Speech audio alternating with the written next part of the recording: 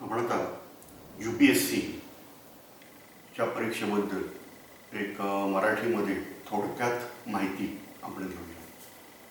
सगळ्यात पहिलं मी ज्याला कॉमनली आपण म्हणतो UPSCची परीक्षा, IASची परीक्षा ह्यासारखी नावं घेतो, तर त्याचं खरं नाव आहे ते म्हणजे सिव्हिल सर्व्हिसेस एक्झाम.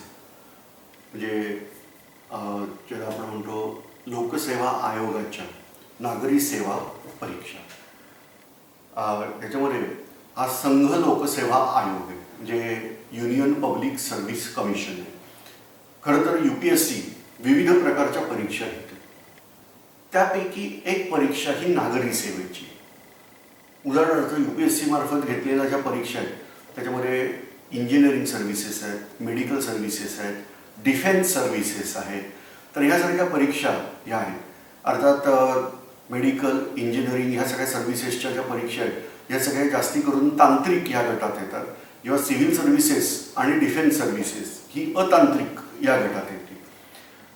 या ठिकाणी आपण जास्ती करून फक्त सिव्हिल सर्व्हिसेस या परीक्षेवरती आत्ता आपण लक्ष केंद्रित करणार आहोत. सिव्हिल सर्व्हिसेसची परीक्षा ही जुन्या काळापासून ही अत्यंत महत्त्वाची, मानाची अशी समजली जाते. ह्या परीक्षेनंतर मिळणारी पदं आणि आपल्या हातात येणारे अधिकार ह्यामुळं कदाचित असेल, परंतु ह्या परीक्षेचं स्वरूप हे अतिशय स्पर्धात्मक ह्या पद्धतीचं ठेवलेलं आहे. कदाचित जे विद्यार्थी IAS ऑफिसर होऊ इच्छितात त्यांची संख्या ही खूप जास्ती असते. प्रत्यक्षामध्ये पदांची संख्या ही कमी असते आणि त्यामुळं परीक्षेचा काठिण्य पातळी ही खूप जास्ती ठेवलेली. त्याला काठिण्य पातळी म्हणण्यापेक्षा मी जास्ती करून शब्द वापरेन स्पर्धात्मकता, तर ही जास्ती ठेवलेली. आपण आता पुढं त्याचा भाग बघूया की ही परीक्षा कोण देऊ शकतं. तर पहिला प्रश्न आपण याच्यातला घेणार आहे की IASच्या परीक्षेसाठी किंवा UPSC सिव्हिल सर्व्हिसेसच्या परीक्षेसाठी पात्रता काय, कोण ही परीक्षा देऊ शकतं. त्याचं उत्तर आहे ते म्हणजे तुम्ही जर पदवी परीक्षेच्या म्हणजे ग्रॅज्युएशनच्या शेवटच्या वर्षाला असाल तरीसुद्धा तुम्ही परीक्षा देण्यासाठी पात्र होता. मात्र ग्रॅज्युएशन हे UGC रेकग्नाइज युनिव्हर्सिटी ह्यांच्या मार्फत झालेलं असावं. युनिव्हर्सिटी ग्रँट कमिशन आहे, त्यांच्यामार्फत युनिव्हर्सिटी ही मान्यताप्राप्त असली पाहिजे. त्या विश्वविद्यालयाचं ग्रॅज्युएशन म्हणजे स्नातक ही पदवी ही पात्र धरण्यात येते. अर्थातच परीक्षा देते समय तुमचं वय हे किमान 21 हे असलं पाहिजे. म्हणजे इथं वयोमर्यादा जर विचारली UPSCसाठी तर किमान 21 पूर्ण. आता कधी धरायची, तर समजा तुम्ही 2020 साली परीक्षा देणार आहात तर 1 ऑगस्ट 2020 ह्यापूर्वी तुमच्या वयाची 21 वर्ष पूर्ण पाहिजे. कन्सेप्ट लक्षात आला. ज्या वर्षात तुम्ही प्रिलिम परीक्षा देणार आहात त्या वर्षाच्या 1 ऑगस्ट पूर्वी तुमच्या वयाची 21 वर्ष पूर्ण पाहिजे. अधिकतम वयोमर्यादा ही वेळोवेळी बदलत असते. सध्या म्हणजे आज मी जेव्हा सेमिनार हा रेकॉर्ड करतोय ह्या वेळेची वयोमर्यादा सांगतो. इथं अर्थातच कॅटेगरीज आहेत, आम्ही बाहेर नाही जाऊ शकत ह्याच्या. ओपन कॅटेगरीत जर तुम्ही असाल तर वयोमर्यादा आहे 32 वर्ष. पूर्वी 30 होती, आता सरकारने 2 वर्षांनी वाढवून दिलेली आहे 32 वर्ष. तुम्ही जर OBC ह्या कॅटेगरीमध्ये असाल, पण लक्षात ठेवा OBC मध्ये जर असाल तर तुम्हाला नॉन क्रिमी लेअर सर्टिफिकेट प्रमाणपत्र असणं आवश्यक आहे. याचं कारण असं आहे की जर तुम्ही OBC आहात परंतु नॉन क्रिमी लेअर प्रमाणपत्र तुमच्याकडे नाही तर तुमचा अर्ज अवैध ठरवला जातो. म्हणून त्यांनी स्पष्ट म्हटलेलं आहे की नॉन क्रिमी लेअर प्रमाणपत्र जर नसेल तुमच्याकडं तर अशा वेळेला तुम्ही ओपन म्हणूनच अप्लाय करायचं. जर तुम्ही ओपन म्हणून अप्लाय केलं तर चांगलं, मग काही प्रॉब्लेम नाही. पण OBC म्हणून अप्लाय केलं आणि नॉन क्रिमी लेअर सर्टिफिकेट नसेल तर तुमचा अर्ज वैध ठरणार नाही. आणि म्हणून आधीच खात्री करून घ्यायची की नॉन क्रिमी लेअर सर्टिफिकेट आहे किंवा ते निश्चित स्वरूपात आपल्याला मिळणार आहे आणि मगच OBC जर असाल तर OBC मध्ये अप्लाय करायचं. OBC साठी ही वयोमर्यादा थोडीशी वाढवलेली आहे आणि 35 पर्यंत ओबीसीला ही वयोमर्यादा शिथिल आहे, म्हणजे वरचं वय. कमीत कमी वय 21 हे सगळ्यांना कॉमन आहे. फक्त हे अधिकतम वयोमर्यादा जी आहे ती त्यांनी ओबीसी या समुदायासाठी 35 वर्ष म्हणजे 3 वर्ष जास्ती शिथिल ठेवलेलं आहे. यानंतर SC किंवा ST या समुदायामध्ये जर आपण असाल तर वयोमर्यादा ही 37 वर्ष आहे. अशा रीतीने ही वयोमर्यादा आहे, म्हणजे किमान 21 वर्ष पूर्ण ही सगळ्यांसाठीच आहे. परंतु ओपन, ओबीसी आणि SC ST याच्यासाठी 32, 35 आणि 37 ही वयोमर्यादा आहे. आपण ही परीक्षा किती वेळा देऊ शकतो? ही परीक्षा ही तुम्ही जर ओपनमध्ये असाल तर 6 वेळा द्यायची अनुमती आपल्याला आहे. त्याला म्हणतो आपण अटेम्प्ट, तुमचा पहिला प्रयत्न. पहिला प्रयत्न कधी म्हणणार? जर मी परीक्षा देण्यासाठी फॉर्म भरला तर त्याला प्रयत्न म्हणून कन्सिडर केलं जात नाही. जर मी फॉर्म भरला आणि मी परीक्षागृहामध्ये उपस्थित आहे आणि मी स्वाक्षरी केली म्हणजे सिग्नेचर केली की मी उपस्थित आहे, तर तो तुमचा अटेम्प्ट ठरला जातो. यानंतर तुम्ही पेपर द्या अगर नका देऊ. पहिल्या पेपरला बसा, दुसऱ्या पेपरला नका बसू, तरी सुद्धा तो तुमचा अटेम्प्ट ठरला जातो. तर या रीतीने अटेम्प्ट ह्या सदरामध्ये आहे की विद्यार्थ्यांनी परीक्षा केंद्रावर जाऊन परीक्षेला पहिल्या उपस्थित असण्याची स्वाक्षरी केली की तो त्याचा अटेम्प्ट ठरतो. ओपनमध्ये असे 6 अटेम्प्ट अलाउड आहे. ओबीसी ह्याच्यासाठी अटेम्प्ट हे जास्ती आहेत, म्हणजे 3 अटेम्प्ट हे त्याच्यामध्ये वाढवायचे, म्हणजे 9 झाले. आणि SC ST या कॅटेगरीमध्ये अनलिमिटेड अटेम्प्ट आहेत. अनलिमिटेड याचा अर्थ वय वर्ष 37 होईपर्यंत दरवर्षी एक एक्झाम, कारण ही परीक्षा ही वर्षातून एकच असते. तर त्यामुळं 21 ते 37 ह्या सगळ्या वर्षी एक एक परीक्षा देण्याची अनुमती SC ST या समुदायाला आहे. अर्थातच तुमचं सिलेक्शन झालं नाही तर सिलेक्शन झाल्यावर कोण अटेम्प्ट द्यायला येईल. या परीक्षेचं स्वरूप काय आहे? कारण जोपर्यंत आपल्याला परीक्षेचं स्वरूपच कळत नाही तोपर्यंत तयारी करणं थोडंसं वेगळं आहे. तर त्यामुळे मी तुम्हाला सल्ला देईन की सगळ्यात पहिलं स्वरूप ह्या परीक्षेचं जे आहे ते जाणून घ्या. ही परीक्षा 3 भागामध्ये होणार आहे. पहिला भाग आहे यातला तो म्हणजे पूर्व परीक्षा, चाळणी परीक्षा किंवा इंग्लिशमध्ये याला प्रिलिम्स म्हणतात. प्रिलिम ही पूर्णतः ऑब्जेक्टिव्ह म्हणजे बहुपर्यायी प्रश्न ह्यासारखी असते. प्रिलिम ही 2 गटात विभागलेली आहे, पेपर 1 आणि पेपर 2. पेपर 1 हा जो आहे हा पूर्णपणे ज्ञान, तुमचं जे असणारं ज्ञान आहे त्याच्यावर आधारित आहे. याच्यामध्ये जनरल स्टडीज हा विषय धरला जातो. साधारणतः मराठीमध्ये मी म्हणेन सर्वसामान्य ज्ञान. अर्थात हे सर्वसामान्य ज्ञान म्हटल्यावर बऱ्याच गोष्टी त्यात अभिप्रेत आहेत. उदाहरणच द्यायचं झालं तर तुम्हाला फिजिक्स, केमिस्ट्री, बायोलॉजी, भौतिकशास्त्र, रसायनशास्त्र, जीवशास्त्र याचंही ज्ञान पाहिजे, पर्यावरणाचं ज्ञान पाहिजे. त्याच्यानंतर अर्थशास्त्र, भूगोल, इतिहास, भारतीय स्वातंत्र्य लढा आणि भारतीय राज्यशास्त्र ह्या सगळ्याचं ज्ञान पाहिजे. आणि शिवाय करंट अफेअर्स म्हणजे चालू घडामोडी हेही तुम्हाला माहिती पाहिजे. या सगळ्याला मिळून ते लोक सामान्य ज्ञान असं म्हणतात. दुसरा पेपर जो आहे हा पूर्णतः तुमची बौद्धिक चाचणी, बुद्धिमत्ता चाचणी घेतल्यासारखा हा पेपर आहे. याच्यामध्ये तुमची आकलन शक्ती कळण्यासाठी पॅरेग्राफ्सवरती, परिच्छेदावरती प्रश्न विचारले जातात. त्याच्यानंतर तुम्हाला गणित येतं का? त्याला म्हणतो आपण अंकगणित, सिंपल अरिथमॅटिक्स, साधं अंकगणित ह्या स्वरूपातली काही गणितं असतात. डेटा इंटरप्रिटेशन, दिलेली माहिती जी आहे ती तुम्हाला व्यक्त करता येते का, किंवा व्यक्त केलेली माहिती वाचता येते का? उदाहरणार्थ आलेख वाचता येतात का, व स्तंभालेख, रेषालेख किंवा वर्तुळाकार, काय त्याला पाय चार्ट म्हणतात, टॅब्युलर फॉर्म, ह्या सगळ्याची व्यवस्थित तुम्हाला माहिती आहे का हे तपासणारे काही प्रश्न आहेत. त्याच्यानंतर बुद्धिमत्ता चाचणी जी आहे त्याच्यामध्ये, म्हणजे आता मी इंग्लिशच नावं घेतो, त्याला म्हणतो आपण verbal and non verbal communication. तर त्यातले काही प्रश्न त्याच्यामध्ये येतात. त्याच्यानंतर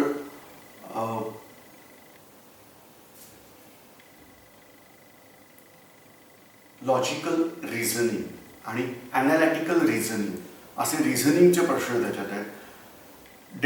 decision making and problem solving म्हणजे तुमच्याकडे निर्णय क्षमता आहे का आणि समस्या निवारण करण्याची क्षमता तुमच्याकडे आहे का हे बघणारे पण फार छान प्रश्न असतात. पण प्रत्येक वेळेला ते असतातच असं नाही. अलीकडे बरेचदा ते प्रश्न घालत नाहीत. खरं तर हे प्रश्न फार महत्त्वाचे आहेत, कारण तुम्ही शेवटी अधिकारी म्हणून नियुक्त होणार आहात आणि अशा वेळेला ह्या प्रश्नाची उपयुक्तता खूप जास्ती आहे. तर ह्यासारखे प्रश्न हे सगळं या परीक्षेमध्ये असतं पेपर 2 मध्ये. ह्याचबरोबर पूर्वी इंग्लिशचे पण पॅसेज असायचे. आता प्रश्न हा आहे तो UPSCची परीक्षा कुठच्या भाषेमध्ये असते. त्याचं उत्तर आहे प्रिलिम परीक्षा जी आहे ही प्रिलिम परीक्षा ही इंग्लिश आणि हिंदी या 2 भाषेत पेपर छापलेला असतो. आपल्याला एक पेपरचं आन्सर शीट दिलेली असते ज्याच्यावर वर्तुळ असतं. योग्य ते वर्तुळ तुम्हाला त्याच्यात शाई भरायची असते म्हणजे डार्क करायचं असतं या पद्धतीने. त्यामुळे तुम्ही पेपर इंग्लिशमध्ये वाचून सोडवताय का हिंदीमध्ये वाचून सोडवताय हे समोरच्याला कळतं. पण ह्या पद्धतीमध्ये तुम्हाला पेपर हा इंग्लिश किंवा हिंदीमध्ये समोर असणार आहे आणि तो ऑब्जेक्टिव्ह ह्या स्वरूपातच सोडवायचा आहे. मुख्य परीक्षा ही तुम्ही ज्या सूचित भाषा आहेत त्यांच्यापैकी कुठच्याही भाषेतून मुख्य परीक्षा देण्याची सोय आहे. याचबरोबर मुलाखतही तुम्ही हवे त्या भाषेमध्ये त्याच्यात देऊ शकता, तीही सोय केलेली आहे. त्यामुळे UPSCची परीक्षा कुठच्या भाषेत देता येते याचं उत्तर आहे की प्रिलिम परीक्षा देण्यासाठी आपल्याला इंग्लिश किंवा हिंदीचं ज्ञान आवश्यक आहे. मुख्य परीक्षा ही अन्य कुठच्याही भाषेत देता येते. अर्थात ती कुठची म्हणजे राज्यसूची त्या लिस्टमध्ये असणाऱ्या ज्या भाषा आहेत सूचीमध्ये त्या भाषांपैकीच. म्हणजे आता मी सेमिनार मराठीत घेतो म्हटल्यावर सरळ सांगून टाकतो की ही परीक्षा तुम्ही मराठीमध्ये देऊ शकता. आता ही झाली पूर्व परीक्षा. म्हणजे मी इथं लिहून ठेवतो की सगळ्यात पहिलं आपण ठरणार आहे की UPSC सिव्हिल सर्व्हिसेस. तर पहिली परीक्षा आहे ती झाली पूर्व परीक्षा. पूर्व परीक्षेमध्ये असतो पेपर 1 जो आहे 200 गुणांचा. दुसरा पेपर आहे पेपर 2 जो आहे 200 गुणांचा. असे एकूण मिळून 400 गुणांची ही परीक्षा आहे. कदाचित मी असं म्हणू शकतो होती म्हणण्याचं कारण असं आहे की मध्यंतरी काही विशिष्ट भागातल्या लोकांनी आंदोलनं वगैरे केली. त्यांचं म्हणणं असं आहे की हे सगळं इंजिनिअरिंगच्या मुलांना जास्ती फायद्याचं आहे किंवा याच्यामुळे उत्तर भारतीयांचं प्रमाण कमी होतंय वगैरे असं काय झालं. आणि शेवटी त्याचा निष्कर्ष असा काढला गेला की पेपर 1 तसाच ठेवायचा, पेपर 2 मात्र आपण क्वालिफाईंग लेवलचा करायचा. म्हणजे एक्झॅक्टली सांगतो तुम्हाला की पेपर 2 जो आहे याच्यात 200 मार्कांपैकी तुम्हाला 600 गुणप्राप्ती होणं आवश्यक आहे. 66 गुणप्राप्ती होणं आवश्यक आहे. म्हणजे तुम्हाला एकूण किती मार्क मिळाले पाहिजे? कमीत कमी 66. जर तुम्हाला 65 मार्क मिळाले तर तुमचा पेपर विचारातच घेतला जाणार नाही. मग तुम्ही पेपर 1 मध्ये 200च्या 200 का मिळवेना, पेपर 2 मध्ये तुम्हाला किमान 66 गुण मिळवणं आवश्यक आहे. त्यामुळे झालं काय, या परीक्षेतली थोडीशी मजा गेली, कारण पेपर 2 हा चॅलेंजिंग होता आणि पेपर 2 मध्ये प्रचंड मार्क मिळवता यायचे जर तुम्ही बुद्धिमान असाल तर. पेपर 1 हा डेटाबेस आहे आता जसं सांगितलं. आणि पेपर 1 मध्ये प्रश्न विचारण्याला काही निर्बंध नाही आहे. उदाहरणार्थ एका वर्षीचा पेपर हा भूगोलावर खूप जास्ती आला, एका वर्षीचा पेपर हा फक्त पर्यावरणावरती जास्ती केंद्रित होता. कधी कधी बॅलन्स पेपर असतो, सगळ्याला चांगल्या रीतीने वॅटेज दिलेलं असतं, पण तो पेपर कसा असेल हे आम्ही नाही सांगू शकत. पण पेपर 2 जो आहे तो पेपर 2 म्हणजे असं आहे की तुमच्याकडे बुद्धिमत्ता असेल उच्च दर्जाची तर पेपर 2 हा तुम्ही खूप चांगल्या रीतीने सोडवू शकता. परंतु आता त्यातली तेवढी मजा गेलेली आहे. फक्त त्यांनी क्वालिफाईंग लेवल म्हणजे 66 मार्क 200 पैकी मिळवा एवढ्यासाठीच ठेवलेले. पेपर 2 मध्ये 80 प्रश्न असतात आणि एका प्रश्नाला 2.5 मार्क हे वॅटेज. पेपर 1 मध्ये 100 प्रश्न आहेत आणि एका प्रश्नाला 2 मार्क आहेत. अर्थात दोन्ही पेपरला 2-2 तास एवढाच वेळ आहे. म्हणजे थोडक्यात जर सांगायचं झालं तर मला इथे 120 मिनिटांमध्ये मला 100 प्रश्न सोडवायचे. हे सरळ सरळ गणित आहे. परत एकदा बघा, 2 तास म्हणजे 120 मिनटं आणि त्याच्यात मला 100 प्रश्न सोडवायचे. म्हणजे सरासरी 1 मिनिटाला 1 प्रश्न, ह्या स्पीडला आपल्याला प्रश्न सोडवता आले पाहिजे. तुमचे पेपर 1चे जे गुण आहेत त्याच्यावर आधारित सिलेक्शन होते. पेपर 2 मध्ये 66 असतील किंवा त्यापेक्षा जास्ती असतील तरच पेपर 1चे गुण हे आम्ही विचारात घेणार, अदरवाईज ते विचारात घेतले जात नाही. म्हणजे इथं आपल्याला स्पष्ट चित्र आहे की इथं 66 कमीत कमी मिळवणंच आहे, व पेपर 1चे गुण विचारात घेणार. आणि पेपर 1च्या गुणामध्ये आपण इथं स्पष्ट बघितल्याप्रमाणे तुम्हाला 200 पैकी जितके मार्क मिळतील तेवढं सिलेक्ट व्हायची शक्यता जास्ती. आता जास्ती म्हणजे किती, तर त्याचं उत्तर आहे की सरासरी आपल्याला 120 पर्यंत मार्क मिळवण्याची ताकद ठेवली पाहिजे. उगीच कुठेतरी 30 आणि 40 मार्क मिळून सिलेक्ट होणाऱ्यामध्ये UPSCची एक्झाम नाही. सरासरी कट ऑफ जो आहे तो 100 ते 120 ह्या गुणांमध्ये कट ऑफ हा लागतो. आणि त्यामुळे मी थोडंसं जास्ती सांगतो, 120 पर्यंत गुण मिळवण्याची पात्रता याच्यामध्ये असणं आवश्यक आहे. जर आपण इथं सिलेक्ट झालं तर पुढच्या परीक्षेला जाता येतं. ही खरं तर खरी परीक्षा ही ती म्हणजे मुख्य परीक्षा. मुख्य परीक्षा ही UPSC साठी लेखी आहे. MPSC मध्ये मुख्य परीक्षेमध्ये फक्त मराठी आणि इंग्लिश हे 2 पेपर लिहायचे असतात, बाकी ऑब्जेक्टिव्ह आहे. पण UPSC ला मुख्य परीक्षा संपूर्ण लेखी आहे. पहिले 2 पेपर आहेत, त्यातला पहिला पेपर भाषेचा, इंग्रजीचा. भारत स्वतंत्र होऊन किती वर्ष झाली ती मोजा.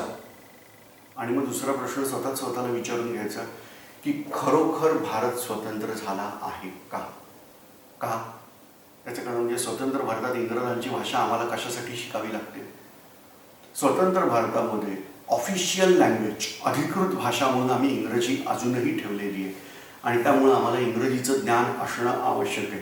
तुम्हाला मराठी येतं की नाही महत्त्वाचं नाही, संस्कृत येतं की नाही महत्त्वाचं नाही, पण तुम्हाला इंग्रजी येतं की नाही ह्याला मात्र प्रचंड प्रमाणात महत्त्व दिलं गेलेलं आहे. स्वातंत्र्य मिळून एवढी वर्ष झाली तरी आम्हाला अजून निश्चित अशी भारताला राष्ट्रभाषा ही ठरवता आलेली नाही. आमच्या राज्यकर्त्यांमध्ये असणारं ही खूप मोठं अपयश आहे की अनेक मुद्द्यावरती आम्ही निर्णयच घेऊ शकलो नाही. आणि त्यामुळं मग पूर्वापार जे चालू होतं तेच आम्ही चालू ठेवलेलं आहे. आणि त्यामुळं स्वतंत्र भारतात आम्हाला इंग्रजी अनिवार्य आहे. त्यामुळं पहिला पेपर अर्थातच इंग्रजीचा आहे. आज आम्ही इंग्रजीचं भूत हे डोक्यावर बसवलेलं आहे. आम्ही म्हणजे आपण सगळ्यांनी. मी सुद्धा कपडे जे घालतो ते इंग्रजांच्या पद्धतीचे कपडे घालतो. मला 10 सरळ वाक्य मराठीमध्ये बोलता येत नाहीत. मी मध्यंतरी एका कन्नड कार्यक्रमाला गेलेलो आणि मला असं लक्षात आलं की मी कन्नड न शिकता सुद्धा ते लोक काय बोलतात व्यासपीठावरून हे मला चांगलं कळत होतं. आणि नंतर असं लक्षात आलं की मला कन्नड कळत नाही आहे, त्या लोकांमध्ये पण तोच प्रकार चालू आहे की संपूर्णतः कन्नडमध्ये ते नव्हते बोलत, मरेमरे इंग्रजी शब्दाचा आश्रय घेत होते आणि त्यामुळे ते शब्द मला कळत होते. आणि त्यामुळं मला असं वाटत होतं की ते काय बोलत आहेत म्हणजे कुठच्या विषयावर बोलत आहेत हे मला कळते. पण नंतर लक्षात आलं ते कन्नड आणि मराठीमधलं साधर्म्य नसून कन्नडमध्ये किती इंग्लिश शब्द ते लोक वापरत होते आणि आपण किती वापरतो. म्हणजे उद्या जर एखाद्याने माझं हे वक्तव्य ऐकलं तर कदाचित असं होईल की यातले बरेचसे शब्द जे इंग्लिश मी बोललेलो आहे, जे हेतुपुरस्सर नाही बोललो पण आपल्या तोंडातून येतातच आजकाल, तर तशा रीतीने आम्हाला इंग्रजांचं दास्यत्व अजूनही करावं लागत आहे. आणि म्हणून इंग्रजी आपल्याला आलं पाहिजे. पण एकदा तुम्हाला जर माहिती आहे की जर मला ह्या योजनेमध्ये परिवर्तन करायचं आहे तर मला या योजनेचा भाग होणं पण आवश्यक आहे. आणि त्यामुळं या योजनेचा भाग होण्यासाठी का होईना पण आपल्याला इंग्रजी शिकणं आवश्यक आहे. लक्षात ठेवा, इंग्रजी ही फार महान भाषा नाही. इंग्रज लोक महान होते त्यावेळेचे किंवा उत्कृष्ट दरोडेखोर होते आणि त्यामुळे त्यांनी जागतिक साम्राज्य हे तयार करून दाखवलं. आणि त्यामुळं इंग्रजांचं राज्य ज्या ज्या भागावर राहिलं त्या त्या ठिकाणी इंग्रजी पोहोचली. लक्षात ठेवा, इंग्लंड बाजूच्या फ्रान्समध्ये इंग्रजी चालत नाही. चीनसारख्या देशांनी इंग्रजीचं भूत आपल्या मानेवर ठेवलेलं नाही. ते दुर्दैवी आम्हीच लोक आहोत की ज्यांनी इंग्रज देशातून गेल्यानंतर सुद्धा इंग्रजीचं भूत मानेवर अजूनही ठेवलेलं आहे. तर आपल्याला आता इंग्लिशमध्ये ज्ञान मिळवायचे. इंग्रजी भाषा ही शिकायला तशी सोपी आहे, मला सांगायची पण आवश्यकता नाही, कारण तुम्हाला सक्तीने 5वीपासून इंग्रजी शिकावंच लागतं. कित्येक नवीन जनरेशन अशा आहेत की पहिलीपासून इंग्रजी शिकवलं जातं. जर तुम्ही मराठी किंवा अन्य माध्यमाच्या शाळेत असाल तर, इंग्लिश माध्यमामध्ये असाल तर प्रश्नच नाही. तर त्याच्यामुळं आपल्याला इंग्लिश चांगलं येणं आवश्यक आहे.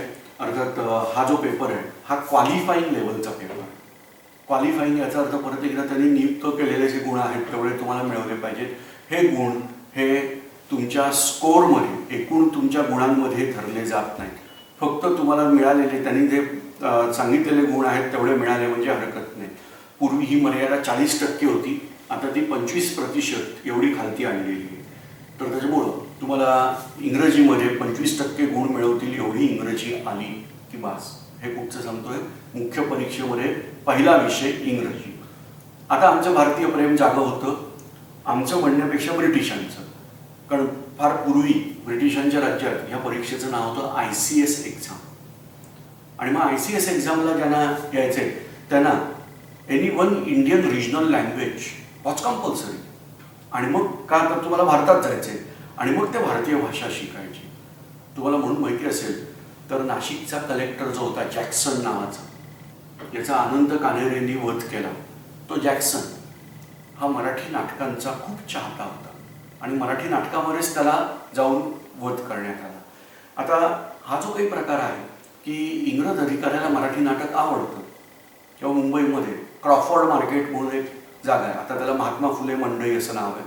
तर तो जो क्रॉफर्ड होता हा उत्कृष्ट मराठी बोलायचा आणि बोली भाषेमध्ये मराठी बोलायचा, असं मी त्याच्याबद्दल ऐकलेलं आहे. तर याची कारणं अशी होती की हे जे परदेशी अधिकारी इथे यायचे त्यांना इथले लोक काय बोलतात हे कळलं पाहिजे. आणि आम्ही ती परंपरा अजूनही नशीब चांगलं चालू ठेवलेली आहे.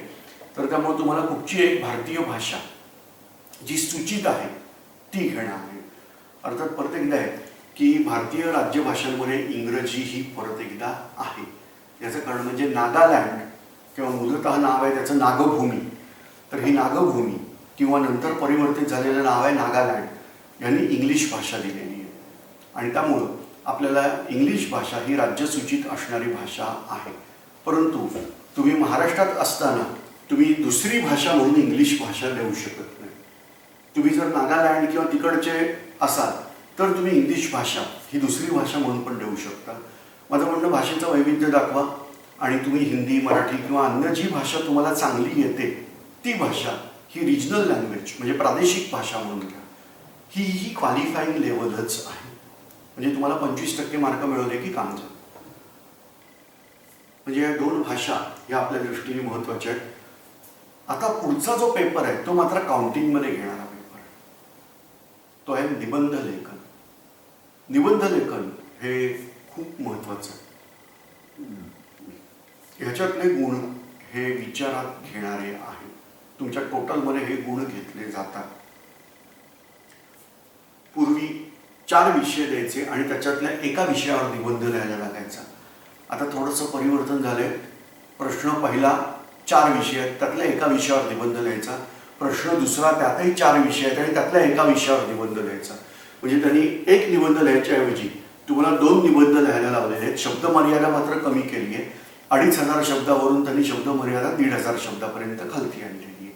अर्थात दुसरा जो निबंध लिहायचा असतो, म्हणजे पहिला आणि दुसरा, याच्यात एक संधी अशी मिळते की समजा तुम्हाला 4 पैकी एकावर निबंध लिहायचा आहे आणि 8 पैकी दोघांवर लिहायचा आहे, तर त्यामुळे शक्यता तुमच्या ज्ञानाची जास्ती वाढते. आपल्याला ठराविक पद्धतीचे निबंध तयार करून ठेवले की काम झालं. आपल्याला विषय त्याप्रमाणे बदलता येतात. निबंधामध्ये सुस्पष्ट भाषा, व्याकरणदृष्ट्या शुद्ध भाषा ही अत्यंत महत्त्वाची आहे. निबंधामध्ये तुमची वैचारिक स्पष्टता काय, तुम्ही नवीन कल्पना काय देताय, परिच्छेद लेखन तुम्हाला किती चांगलं जमते, अशा निबंधाच्या सगळ्या पैलूंवर विचार केला जातो. निबंध हा किंबहुना तुमच्या व्यक्तिमत्वाचा आरसा असतो आणि तुम्ही कशा रीतीने विषय सादर करताय, कशा रीतीने विषय आपल्या बाजूला वळवताय आणि त्याच्यात नवीन नवीन कल्पना तुम्ही मांडताय, ह्या सगळ्यावरती गोष्टी आधारित आहेत. ह्यानंतरचा जो भाग आहे त्याच्यामध्ये इतिहास, भूगोल, विज्ञान, तंत्रज्ञान, अर्थशास्त्र, म्हणजे थोडक्यात परत एकदा जनरल स्टडीजचे सगळे पेपर भरलेले आहेत. हे सगळे पेपर हे तुम्हाला कंपल्सरीली द्यायचेच आहे. ॲडिशन होते ती म्हणजे एथिक्स.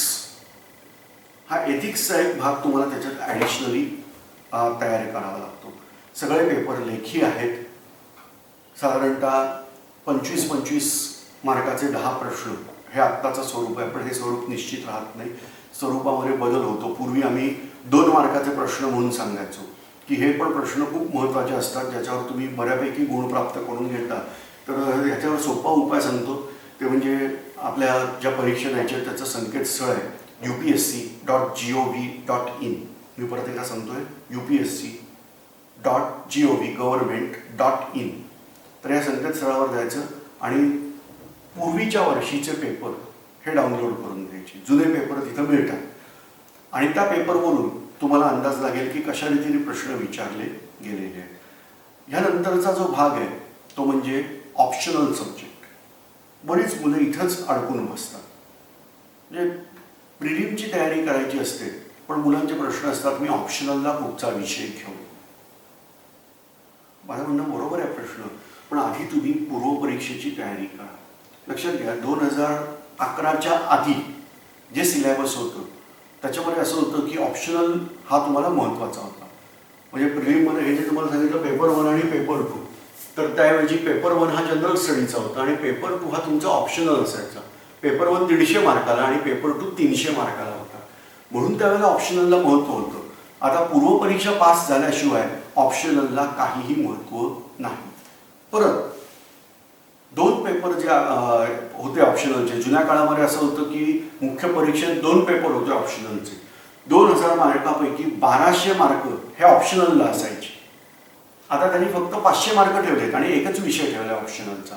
आणि त्यामुळं ऑप्शनलचं महत्त्व हे कमी झालं. मी म्हणत नाही गेलेलं आहे, पण तुलनात्मकदृष्ट्या कमी झालेलं आहे. आणि त्यामुळं ऑप्शनलचा विचार हा आधीपासून करायची गरज नाही. ऑप्शनल हा ग्रॅज्युएशन प्लस लेव्हलचं नॉलेज तुमच्याकडे असलं पाहिजे.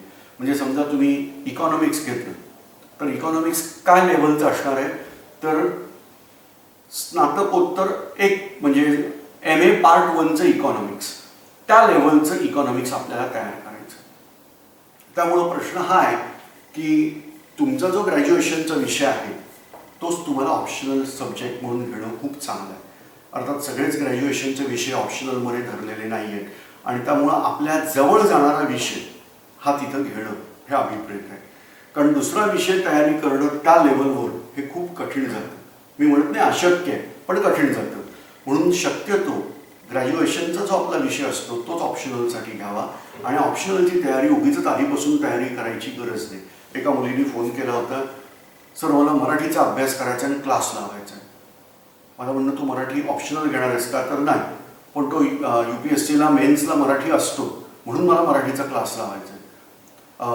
त्याचं उत्तर आहे, म्हटलं तू प्रिलिम पास झाली आहेस का, तर नाही, प्रिलिम ॲपियर व्हायची अजून. अरे मग तुम्ही आधी प्रिलिमची तयारी करा.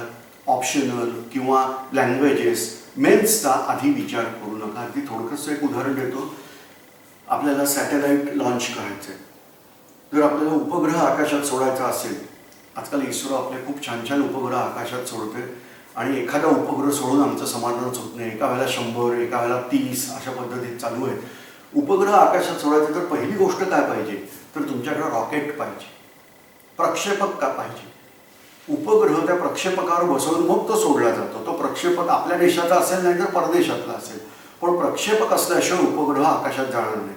तुम्ही किती छान उपग्रह तयार करा, पण प्रक्षेपकच नाही आहे तर तुमच्या उपग्रहाला आकाशात लॉन्चच करता येणार नाही. तो उपग्रह म्हणजे तुमची मुख्य परीक्षा आहे आणि प्रक्षेपक म्हणजे प्रिलिम पूर्वपरीक्षा आहे. जर पूर्वपरीक्षा पास झाला तर मुख्यचे सगळे विषय येतात. पूर्वपरीक्षा पास होण्याची शक्यता ही खूप कमी आहे. मी नाही आहे असं म्हणत नाही आहे, पण कमी आहे. अंदाजे 15 लक्ष विद्यार्थी, 15 लाख विद्यार्थी आपलं नशीब आजमावतात. खरं तर नशीबच म्हटलं पाहिजे, मेहनत अधिक नशीब हे आजमावतात. आणि ह्या 15 लाखातून अंदाजे 10,000 ते 14,000 मुलं मुख्य परीक्षेसाठी सिलेक्ट केली जातात. तुम्ही कल्पना करा की किती कमी प्रमाणात मुलं सिलेक्ट होतात मुख्य परीक्षेसाठी. आणि म्हणून आपल्या लक्षात येईल की मुख्य परीक्षा ही सिद्धता खूप आधीपासून करू नका. आधी प्रिलिमवर फोकस करा. प्रिलिमचा पेपर देऊन येताना तुम्हाला कळणार आहे की आपण कितीपर्यंत पोहोचतोय, जवळ किती जातोय. आणि एकदा तुम्हाला अंदाज आला की साधारणतः 120 पर्यंत गुणप्राप्ती होण्याची शक्यता आहे की मुख्य परीक्षेची सिद्धता चालू करा. पूर्व परीक्षेमध्ये तुम्ही जनरल स्टडीचा अभ्यास डिटेल केलेलाच आहे. मुख्य परीक्षेमध्ये तुम्हाला एथिक्स आणि दुसरा भाग येतो तो म्हणजे तुमचा ऑप्शनल सब्जेक्ट, त्याचाच जास्ती करून अभ्यास करायचा आहे. दीर्घोत्तरी प्रश्नांची तयारी चांगली करायची आहे. प्रिसाईज रायटिंग म्हणजे तुम्हाला दिलेल्या जागेमध्ये दिलेल्या ओळींमध्येच लिहायचं आहे. शब्दसंख्येमध्ये जर सांगितलं 250 शब्दात तुमच्या भावना व्यक्त करायच्या तर फक्त 250 शब्दात. तर त्यामुळं तुम्हाला ह्या गोष्टीची प्रॅक्टिस करणं मुख्य परीक्षेचा अभ्यास हा आहे. परंतु हा सगळा भाग कधी येणार जर पूर्व परीक्षा पास होईल अशी शक्यता तुम्हाला वाटली की अभ्यासाला सुरुवात करायची. पूर्व परीक्षेचा निकाल लागल्यावर कळतच आपल्याला की आपण आत आहोत का नाही. जर आत असू तर चांगली गोष्ट आहे. मग लगेच प्रचंड हिरिहिरीने अभ्यासाला सुरुवात करायची, कारण एक दुर्मिळ अद्भुत संधी आपल्याला इथं मिळालेली असते. आपण पूर्व परीक्षेमध्ये पास झालेलो असतो. यानंतरचं स्वरूप आहे ते म्हणजे व्यक्तिमत्वाची परीक्षा. त्याला इंग्लिशमध्ये पर्सनॅलिटी टेस्ट असं नाव. मुख्य परीक्षेत जर आपण चांगला परफॉर्मन्स दिला असेल तर जेवढ्या जागा भरायच्या आहेत त्याच्या तिप्पट प्रमाणात मुलांना संधी दिली जाते इंटरव्ह्यूसाठी. इंटरव्ह्यू हा जुना शब्द आहे. आपण आता व्यक्तिमत्व परीक्षण पर्सनॅलिटी टेस्ट या नावाखाली हे घेतो. इंटरव्ह्यूचे गुण अधिक मुख्य परीक्षेचे गुण एकत्र केले जातात आणि त्याप्रमाणे रँक ठरवला जातो. बऱ्याच मुलांची इच्छा असते मला IAS ऑफिसर बनायचे.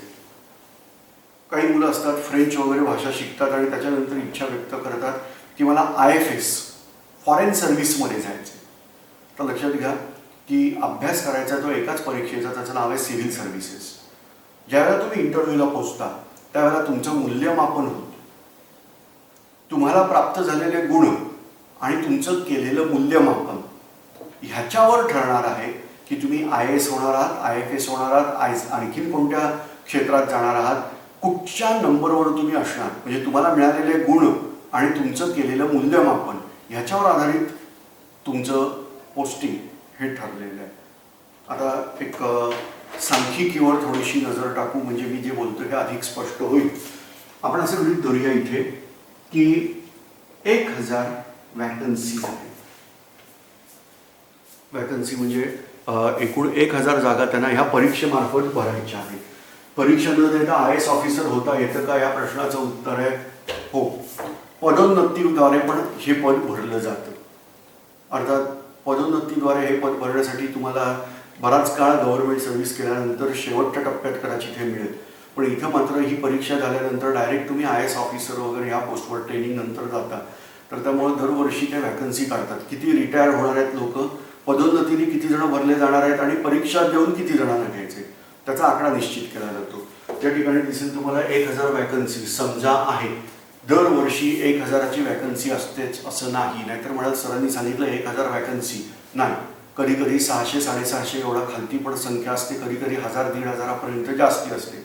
मी उदाहरण म्हणून सांगितलं की 1000ची जर वॅकन्सी आहे तर पर्सनॅलिटी टेस्टला ते 3000 व्यक्तींना बोलवतील. म्हणजे हा गुणोत्तर काय झालं, 1:3. म्हणजे इंटरव्ह्यूला 3 जणांना बोलवायचं आणि एकाला सिलेक्ट करायचं. तर या पद्धतीमध्ये 3000तून 1000 प्रत्यक्ष नियुक्त होणार.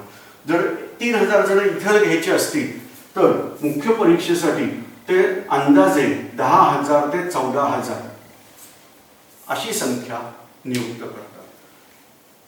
आणि पूर्व परीक्षा द्यायसाठी किती मुलं असतील ही संख्या आमच्याकडे नाहीच आहे.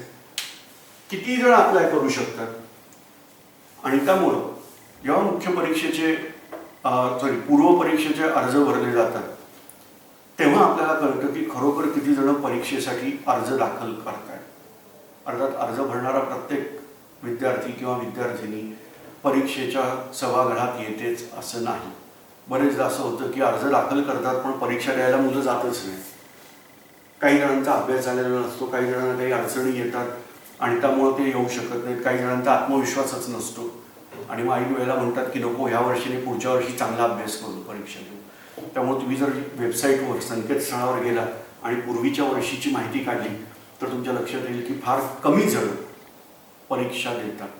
साधारणतः निम्म्याच्या आसपास विद्यार्थी परीक्षा देतात ज्यांनी फॉर्म भरला आहे त्यांच्या. हा साधारणतः मीच शब्द वापरला. ह्यानंतर पेपर 1 देऊन घरी पळणारे पण खूप आहे. पेपर 1 कठीण गेला, पेपर 2 देऊन उपयोग काय असा विचार करूनही घरी जातात. त्यामुळं आपण थिंक पॉझिटिव्ह. आपण असा विचार करायचा की येस मला IAS ऑफिसर व्हायचंच. नो डाऊट प्रोबॅबिलिटी खूप कमी आहे. 15 लाख विद्यार्थी इथं बसतील तर 1000 जण सिलेक्ट होणार आहे. पण 1000 सिलेक्ट होणार आहेत हेही महत्त्वाचं आहे. आपण आपल्याला कुठं ठेवतो? 14,999 मध्ये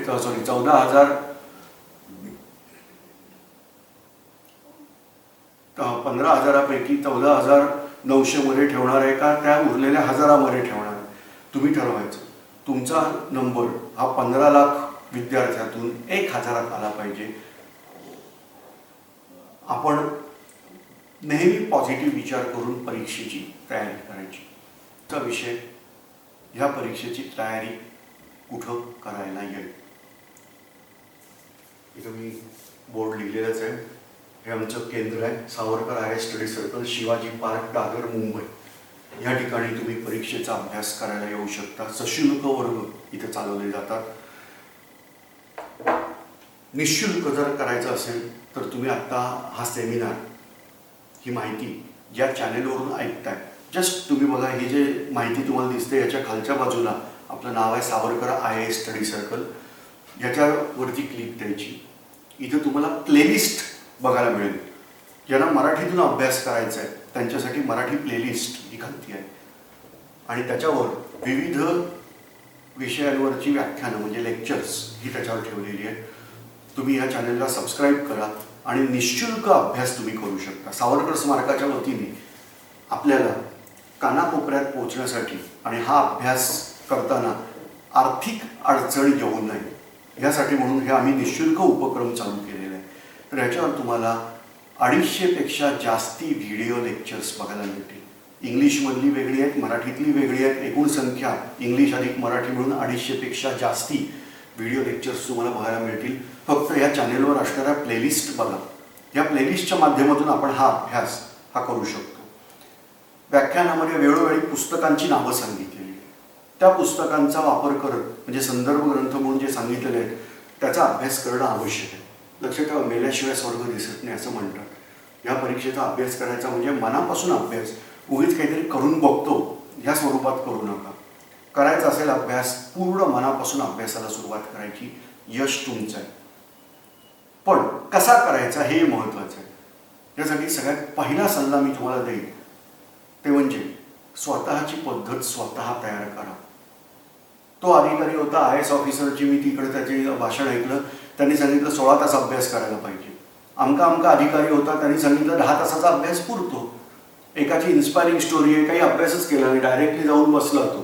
त्याचं नॉलेजच एवढं होतं आधीपासून मिळालेलं की तो सिलेक्ट झाला. ह्या अशा वेगवेगळ्या स्टोरी ऐकून बसू नका.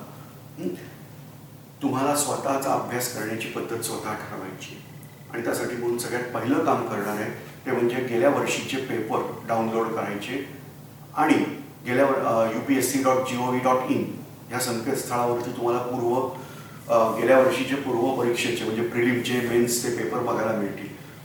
प्रश्न कसे विचारलेले आहेत, स्वरूप काय आहे हे आधी बघायचं. म्हणजे आपल्या डोक्यात पहिली कल्पना येते की कुठच्या दिशेने मला अभ्यास करायचा. नुसतं पुस्तकं वाचत सुटणं म्हणजे अभ्यास नाही. पेपरमध्ये प्रश्न कसे विचारले आणि त्या रोखाने आम्ही पुस्तकं वाचणार आहोत आणि पुस्तकं वाचताना एक एक गोष्ट लक्षात ठेवत जाणार. आता उदाहरणार्थ एक प्रश्न होता UPSCच्याच परीक्षेत हा विचारला, जुन्या काळातला प्रश्न आहे. पुढीलपैकी कोण ब्रह्मवादिनी नाहीत आणि यादी दिलेली आहे. आता गडबड अशी आहे की ब्रह्मवादिनी म्हणजे कोण हेच आम्हाला माहीत नसतं. जर तुम्ही नीट अभ्यास केला असेल तर ह्या गोष्टी सरळ सरळ मिळतात. इंडियन लिटरेचर म्हणजे भारतीय जे काही आपलं धार्मिक ज्ञान आहे तर त्याच्यामध्ये वेद हे क्रमांक 1 वर. वेद हे कोणाला तरी मिळालेले आहे, वेदातले श्लोक. ज्याला हे वेदातले श्लोक प्राप्त होतात तो जर पुरुष असेल तर त्याला द्रष्टा असं म्हणतात, आणि जर ती स्त्री असेल तर तिला ब्रह्मवादिनी म्हणतात. लक्षात आलं? म्हणजे आम्हाला हे ज्ञान माहिती पाहिजे. यानंतर ब्रह्मवादिनी म्हणून किती स्त्रिया झाल्या, त्यांची संख्या आणि त्यांची नावं हे जर माहिती असेल तर ह्या प्रश्नाचं उत्तर आम्ही देऊ शकणार, अन्यथा नाही देता येणार. तर त्यामुळं असा जर प्रश्न आला मग तुमच्या लक्षात येईल की ज्यावेळेला मी अभ्यासाला बसणार आहे त्यावेळेला उगीच वेदामध्ये 10 मंडलं आहेत, इतकी सूक्त आहेत, वेद म्हणजे ऋचांचा समूह, हे सगळं पण आवश्यक आहे, कारण कदाचित हाही प्रश्न विचारला जाऊ शकेल. पण आमचं लक्ष असं असणार आहे की वेद कोणी लिहिले, मग त्यापैकी पुरुष होते, स्त्रिया होत्या, मग पुरुषांची संख्या किती आहे, स्त्रियांची संख्या किती आहे, अथर्ववेद नावाचा वेद आहे त्याला नाव अथर्ववेद असं का दिलेलं आहे, या सगळ्या गोष्टी. मग आपण त्या दृष्टीने अभ्यास चालू करतो आणि अभ्यास करताना आम्हाला चांगल्या रीतीने कळायला सुरुवात होते की कुठच्या बिंदूवर म्हणजे मुद्द्यावर लक्ष देऊन अभ्यास केला पाहिजे. वर्तमानपत्राचं वाचन हे अतिशय आवश्यक आहे आणि विशेषतः संपादकीय पृष्ठ जे असतात, एडिटोरियल पेजेस, ही खूप महत्त्वाची. ह्या सगळ्याचा अभ्यास आणि नित्यनेमाने झालेला अभ्यास, एक छोटीशी वही मेंटेन करायची. आजच्या प्रमुख बातम्या, आता प्रमुख बातम्या म्हणजे इथं अपघातामध्ये 10 जण ठार वगैरे अशी बातमी लिहू नका. प्रमुख बातम्यामध्ये काय येणार की आज पंतप्रधान अमक्या अमक्या देशाचा दौरा करायला गेलेले आहेत, ह्या देशाबरोबर हे करार झालेले आहे. आता मध्यंतरी तुम्हाला जर आठवत असेल तर इराण बरोबर आपण चाबहार बंदर नावाचं बंदर आहे, पट्टण, त्या चाबहार पट्टण म्हणजे बंदर ह्याच्या विकासाचा एक करार केला होता. मग हा करार काय आहे, याचा इराणला काय फायदा आहे, भारताला काय फायदा आहे, पाकिस्तानला काय नुकसान आहे, चीनला कशा रीतीने दहशत बसू शकते या कराराची, म्हणजे ह्या सगळ्या अंगाने ह्या कराराचा अभ्यास तुमचा होणार आहे. असं करत करत किंवा आपलं शासन जे आहे, महाराष्ट्र शासन असेल किंवा भारत शासन असेल, विविध योजना हे नेहमी देत असतं. त्या योजनेचे लाभार्थी कोण आहेत, त्या योजना कोणासाठी आहेत, म्हणजे हा सगळा भाग आणि योजनेचे संपूर्ण अभ्यास हा करणं आवश्यक आहे. तर अशा रीतीने विविध योजना, आजकाल खूप चांगली गोष्ट आहे, मला खूप हेवा वाटतो तुमच्या जनरेशनचा, कारण मोबाईलमध्ये ॲप असतात आणि त्या ॲपवर बरीच माहिती आजकाल ही मिळते. तर त्यामुळे ह्या सगळ्याचा वापर, मी उगीच म्हणणार नाही वर्तमानपत्रच वाचत बसा, जिथून जिथून मिळेल. यूट्यूबसारखं अतिशय सुंदर माध्यम आज आपल्या हातामध्ये. मी जेव्हा शाळेत असताना अभ्यास करायचो मला वाटायचं हे किलीमांजारो नावाचं ठिकाण आहे, ते काय आहे ते मला बघायचं. आफ्रिकेमध्ये असणारं हे ठिकाण आहे, तुम्ही पण माहिती गोळा करू शकता. पण आज सोपा मार्ग आहे, यूट्यूबला जा, किलीमांजारो टाईप करा, तुम्हाला किलीमांजारोचे सगळा प्रकार बघायला प्रत्यक्ष आखो देखा हाल नाही म्हणतात, स्वतः बघायला मिळेल. तर त्यामुळं अशा गोष्टींचा वापर आपण करायचा. अणुबॉम्बचा स्फोट होतो म्हणजे काय होतं हे आपल्या पुस्तकात कुठे एक चित्र असायचं, बहुतेक इतिहासाच्या पुस्तकात शेवटचं महायुद्धाचा धडा संपताना काहीतरी ते चित्र असायचं, त्याच्यावरून कल्पना करून घ्यायची. पण आज यूट्यूबवरती हे सगळे व्हिडिओ उपलब्ध आहेत. अणुबॉम्बच काय, हायड्रोजन बॉम्बचा स्फोट कसा होतो, त्याची चाचणी कशी घेतली जाते, इथपासून डिटेल, अंतराळयान आकाशात सोडताना काय काय स्टेजेस असतात, अंतराळयानावरती बसवलेल्या कॅमेऱ्यातून आपल्याला हे सगळं बघायला मिळतं. तर ह्या सगळ्या गोष्टींचा अभ्यास करायचा, वापर करायचा. तुमचं ज्ञान ह्या रीतीने वाढत जाणार आहे. आणि ह्यासाठी म्हणून आवश्यक गोष्ट ह्या प्लेलिस्ट बघा. ह्या ज्या प्लेलिस्ट आहेत यात मी आवश्यक जे व्हिडिओ आहेत हे व्हिडिओ मी मुद्दाम प्लेलिस्टमध्ये ठेवून देतो की जे माझे नाही आहेत परंतु इतर कोणी केलेले पण चांगले व्हिडिओज आहेत. तर ह्या सगळ्या गोष्टींचा वापर करत आपण अभ्यास करणार. लक्षात ठेवा, मला IAS ऑफिसर किंवा सनदी सेवक का बनायचे ह्याबद्दल मात्र आपल्या डोक्यामध्ये स्पष्ट कल्पना असणं आवश्यक आहे. मला देशसेवा करायची, मला देशाला प्रगतीपथावर आहेच, त्या आणखीन वरिष्ठ पातळीमध्ये प्रगतीपथावर घेऊन जायचे, ह्या रीतीने जर भावना असेल तर IAS ऑफिसर नक्की बना. परंतु IAS ऑफिसर म्हणजे आपल्याला लाल दिव्याची गाडी सध्या नाही मिळत, पण होतं लाल दिव्याची गाडी, सरकारी बंगला, नोकर चाकर आणि कायमस्वरूपी नोकरीची हमी, नोकरी झाल्यानंतर मिळणारं पेन्शन आणि मिळणारे लाभ, ह्या सगळ्यासाठी बनायचं तर नका बघू. देशसेवा करायची आहे, देशाला खूप चांगल्या पद्धतीत मला सुधारणा घडवायच्या. अनेक ब्रिटिशकालीन कायदे आहेत की जे जाचक कायदे आहेत, ज्याची खरोखर आजच्या जगात आवश्यकता नाही आहे, मग त्याच्यात परिवर्तन करण्यासाठी काय काय करता येऊ शकतं. अशा दृष्टीने जर तुम्ही देशाचं कल्याण करण्याच्या भावनेने ह्या क्षेत्रात येणार असाल तर यू आर मोस्ट वेलकम. त्याचा अभ्यास कसा करायचा याची थोडक्यात माहिती तुम्हाला या भागात सांगितली आहे. पुढच्या भागामध्ये आपण सविस्तर अभ्यास याचा चालू करणार. धन्यवाद.